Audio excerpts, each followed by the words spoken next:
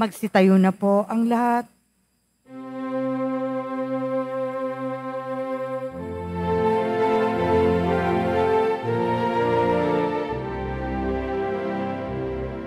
Ang puso'y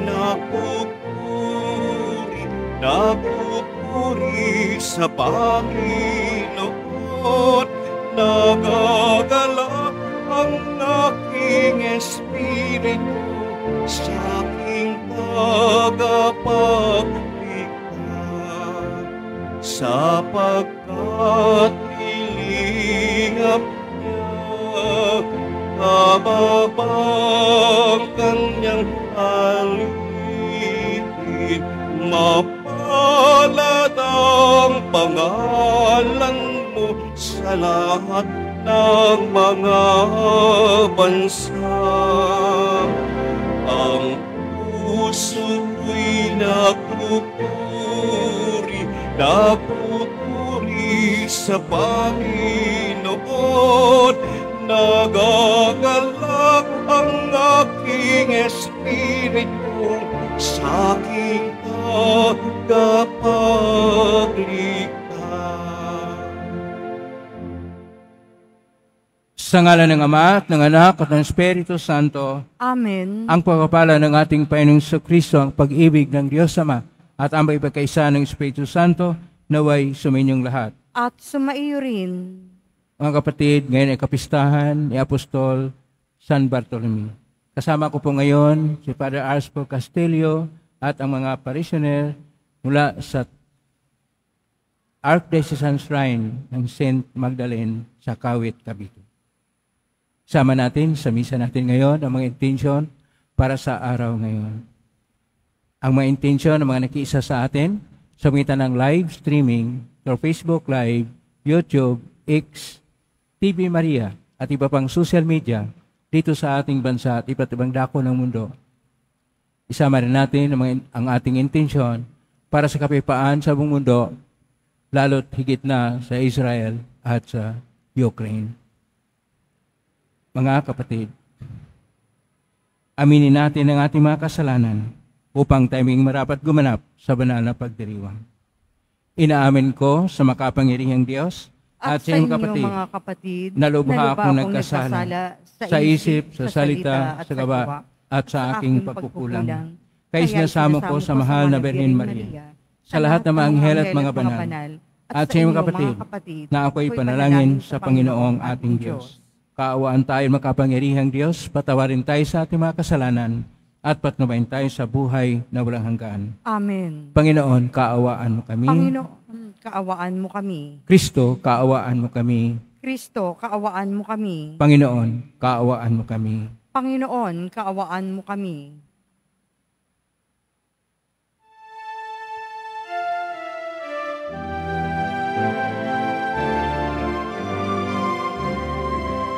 Papuri sa Diyos, papuri sa Diyos, sa kaitaasan, papuri sa Diyos, at sa lupa'y kapayapaan sa mga taong kinalulugdan niya. Pinupuri ka namin, dinarangal ka namin, sinasamba ka namin, ipinagpupuli ka namin.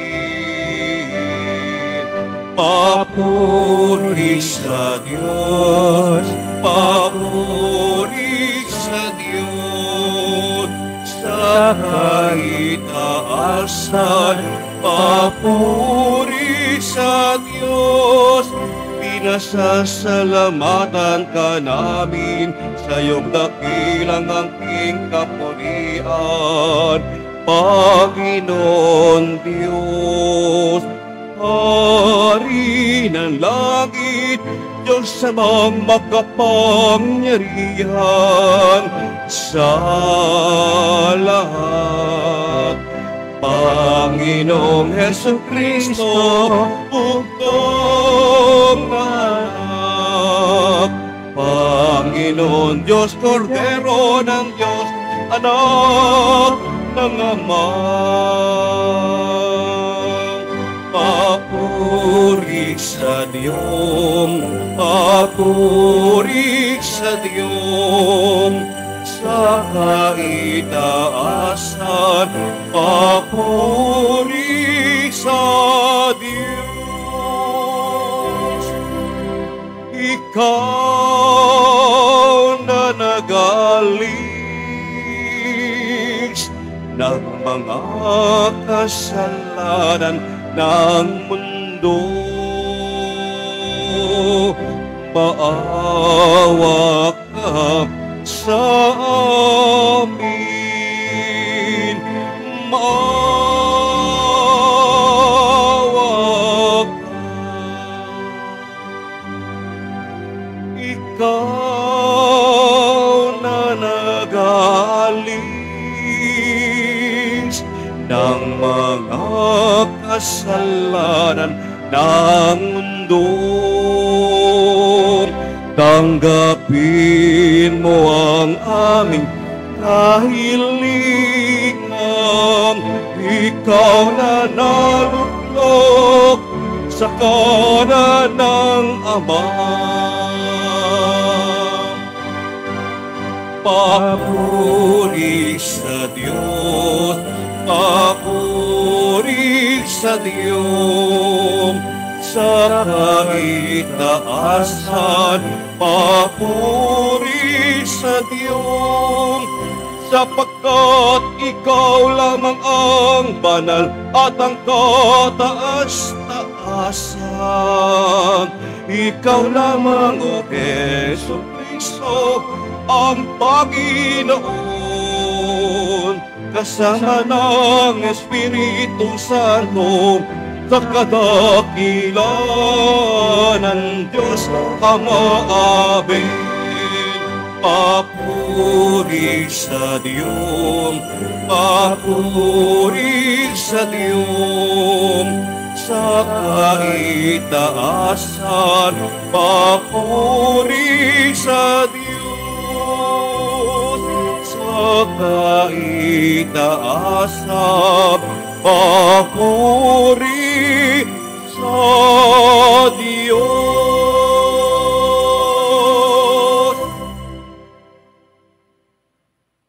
Manalangin tayo. Ama naming makapangyarihan, ngayon mong matibay ang aming pananampalataya na nag-ugnay kay Apostol San Bartolome sa buklod ng hindi magdarayang pakipag-ugnayan ng apostol na ito sa iyong anak. Bilang tugon sa kanyang pagdalangin, ang samayin mo naway maging pananda ng iyong pagliligtas sa lahat ng bansa. Sumitan ni Kristo kasama ng Espiritu Santo, magpaso na hanggan. Amen. Magsiupo muna po ang lahat.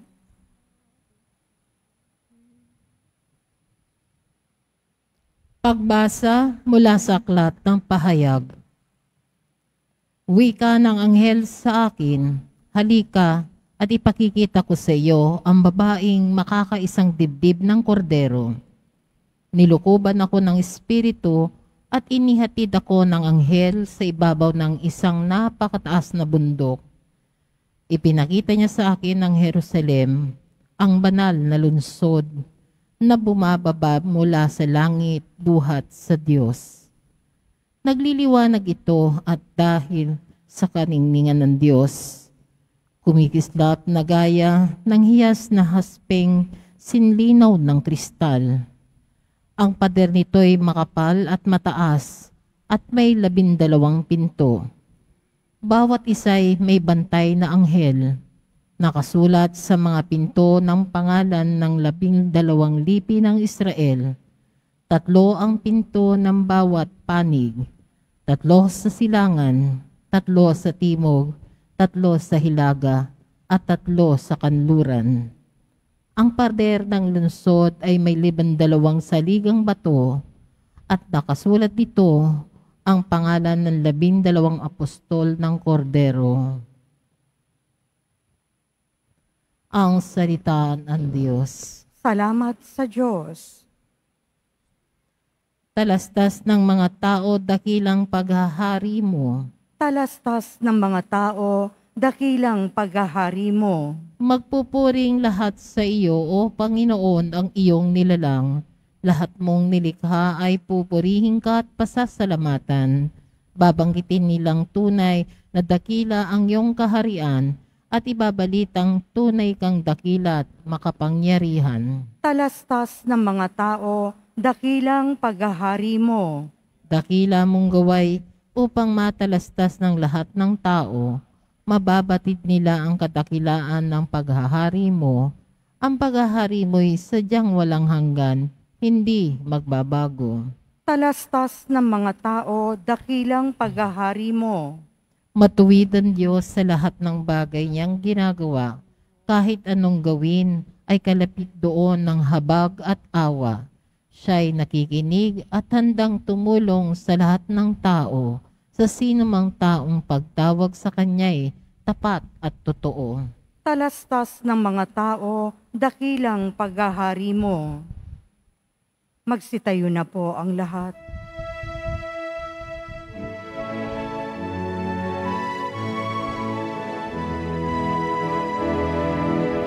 Alleluia,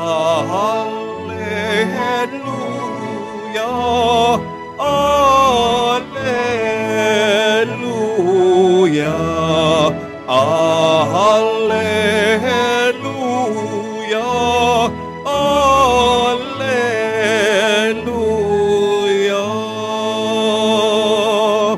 Puro anak na butihin ng Diyos ang masindahin, ika'y hari ng Israel. Alleluia, Alleluia, Alleluia, Alleluia.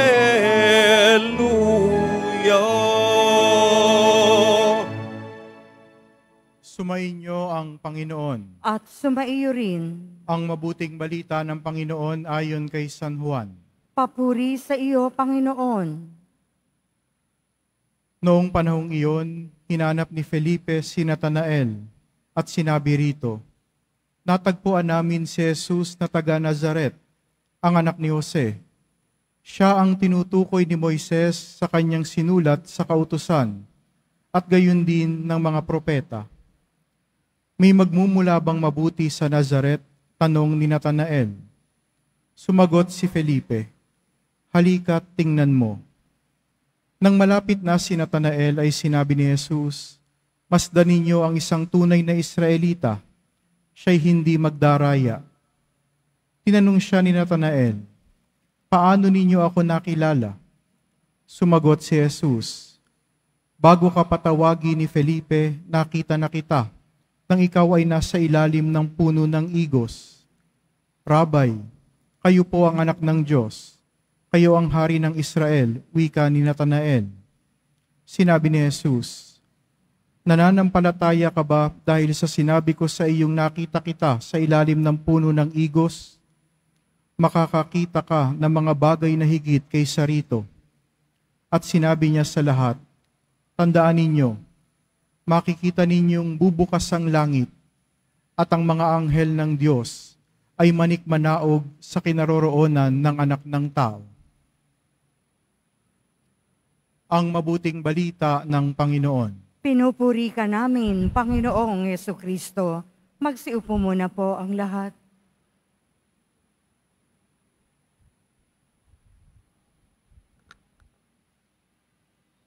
Isang mapagpalang araw po sa inyong lahat. Purihin po natin ang ating pong Isus Nazareno.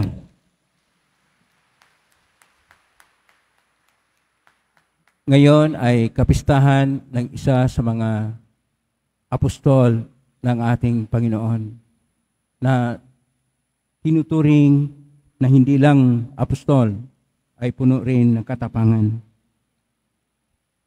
Si Nathanael Bartolomeo. Bartolomeo, ibig sabihin anak ni Ptolemy. Sa atin pong mga pagbasa ngayon, ay ipinapahayag po sa atin, una sa lahat, ang tungkol sa kabutihang loob ng Diyos na ang lahat ng mga nanalig sa Panginoon ay magkaroon ngayon ng isang tunay na pagtayo ng kanyang panibagong bayan na may pundasyon. Pundasyon na hindi lang yung mga 12 tribo ng Israel, pundasyon din ng mga 12 na mga apostol. Yon sa ating unang pagbasa. Sa ating Ebanghelyo ngayon ni San Juan, Kapitulo 1, Versikulo 45 hanggang 51, dito naman ipinapahayag sa Ebanghelyo kung paano nahanap ni Felipe si Nathanael at siya ay dinala sa ating Panginoong Hesus. At sinabi kaagad ng ating Panginoon na siya ay ang tunay na Israelita na hindi man magdaraya. Dito po natin tingnan ang papel na ginagampanan ni San Bartolome. Hindi lang sa kanyang pagmisyon sa iba't ibang lugar, gaya ng India at sa Armenia, kung saan doon siya naging martir na pinaladkad siya doon dahil ang hari sa Armenia ay nagiging Kristiyano dahil sa kanyang pagpapahayag ng Ebanghelyo ng ating Panginoong Hesus Nazareno, mga taon 69 o higit pa.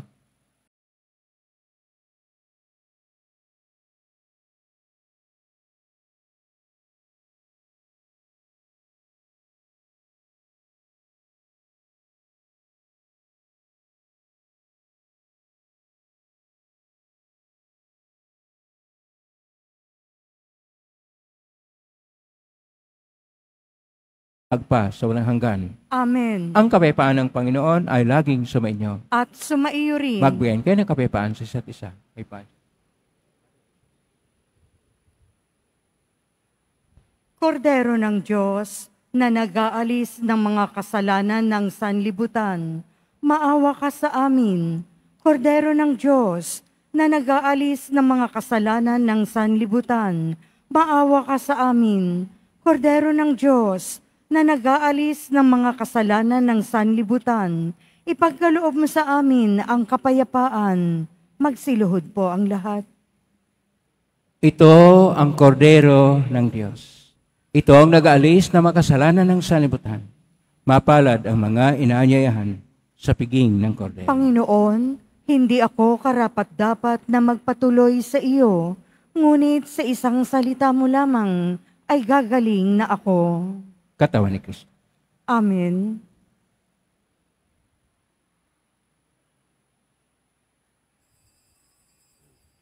Para po sa lahat ng tatanggap ng banal na komunyon, sasagot po tayo ng amen. Pagkasabi ng pari o ng lay minister ng katawan ni Kristo at isubo agad sa bibig bago umalis sa harapan ng pari o lay minister. Sumunod po tayo.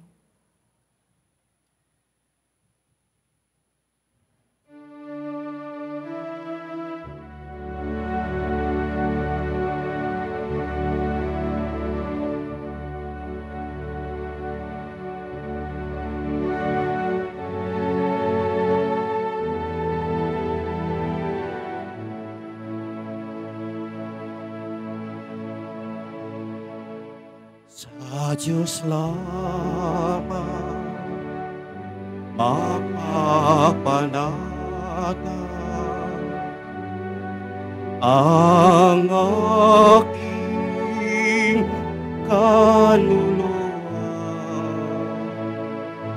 Sa Kanya nagmumula ang aking pag-asa at kaligtasan. Sa Diyos lamang mapapanatak ang aking kaluluwa. Sa Kanya nagmumula ang aking pag-asa at kaligtasan. O Diyos, Ikaw ang aking kaligtasan, nasa iyo aking kalwalhatian. Ikaw lamang aking inaasahan, ang aking muot at damulan. Sa Diyos lamang mapapanatag ang aking kaluluwa. Sa Kanya nagmumula ang aking pag-asa at kaligtasan.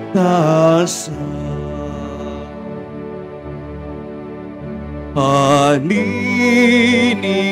di ko pa nanaligang puso'y di ihigit sa yaman, kundi sa Diyos na makapangyarihan, na aking lakas at tagpuan.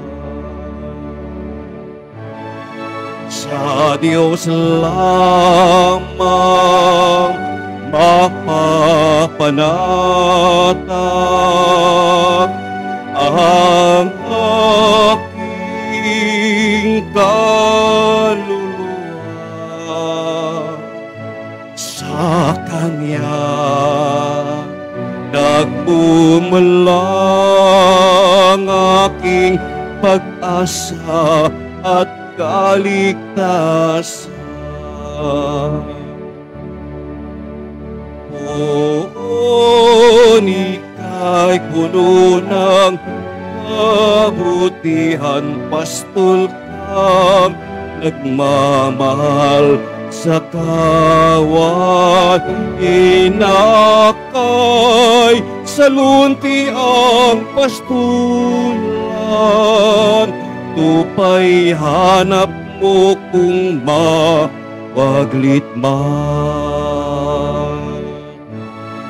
Sa Diyos lamang mapapanatag ang aking kaluluwa. Sa Kanya nagmumula ang aking pag-asa at kaligtasan. Sa Diyos lamang mapapanatag ang aking kaluluwa. Sa Kanya nagmumula ang aking pag-asa at kaligtasan.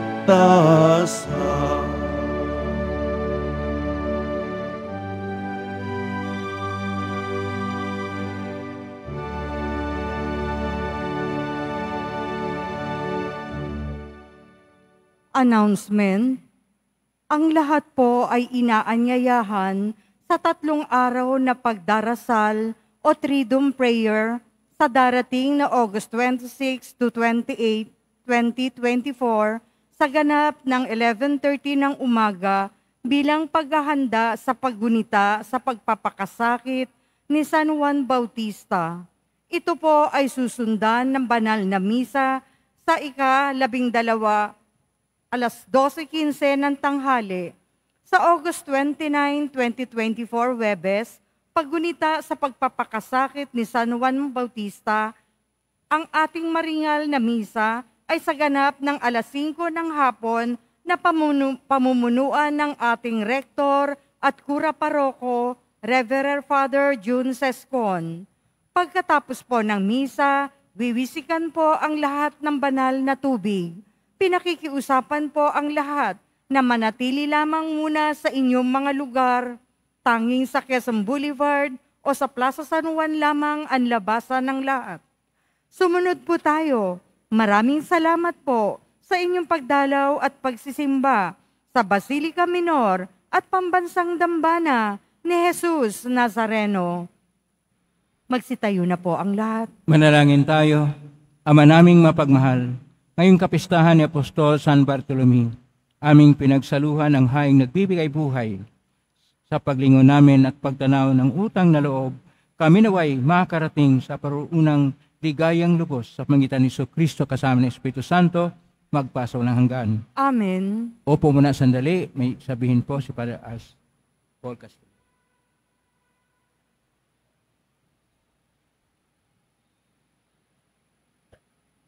Magandang tanghali po sa lahat.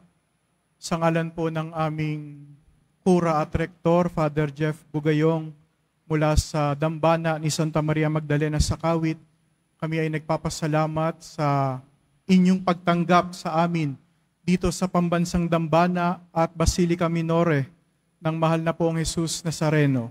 Maraming salamat po kay Father June Sescon, sa rektor, sa mga paring kasama dito, at sa inyong lahat na tumanggap sa amin. Kasama ko po ngayon, hindi lamang yung mga parishioners, kundi mga deboto mula rin sa iba't ibang lugar ng aming patrona, Santa Maria Magdalena.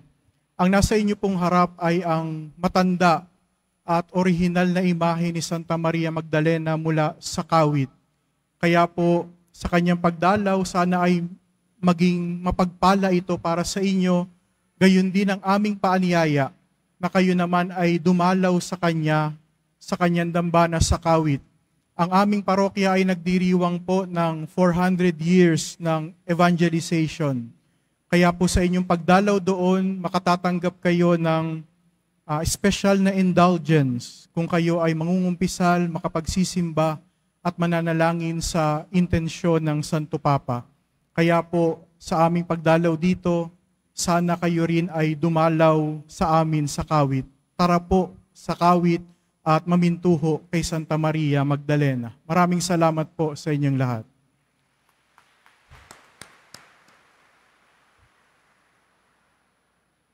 Magsitayo na po ang lahat. Maringal na pagusbas sa kapistahan ni Apostol San Bartolome. Sumainyo ang Panginoon. At sumaiyo rin. Magsayo ko kayo habang iginagawad ang pagusbas. Ang Diyos na nagtayo ng simbahang nasasalig sa mga apostol ay maggawad naman sa inyo ng pagkapala bilang tugon sa mga panalangin ni Apostol San Bartolome ngayon at pagpasaw ng hanggan. Amen. Ang Diyos nawa ay siyang magbunsod sa inyo para tularan ang halimbawa ng mga apostol upang inyong mapatunayan sa lahat ang inyong katapatan sa Kanya ngayon at magpasaw ng hanggan. Amen. Ang aral ng mga apostol ay nagpatatag sa inyong panampalataya. Ang kanilang mga panalangin ay magbunga nawa ng inyong pagsapit sa tahanang tunay at walang hanggan. Amen. Amen. At pagpalain kay makapangyarihang Diyos, Ama at Anak at Espiritu Santo, Amen. maikang at taglayin sa inyong pag-alis ang diwa ni Apostol San Bartolome. Salamat sa Diyos. Purihin natin ng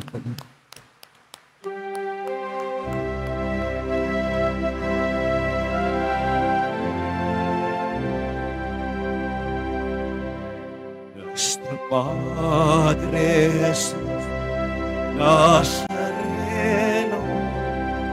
sinasamba ka namin, pinipintuk namin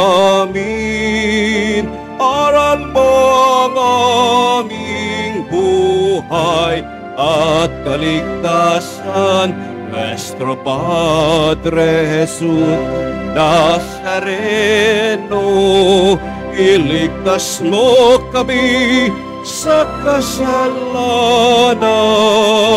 Ang krus mong kinamatayan ay sagisag ng aming kaligtasan.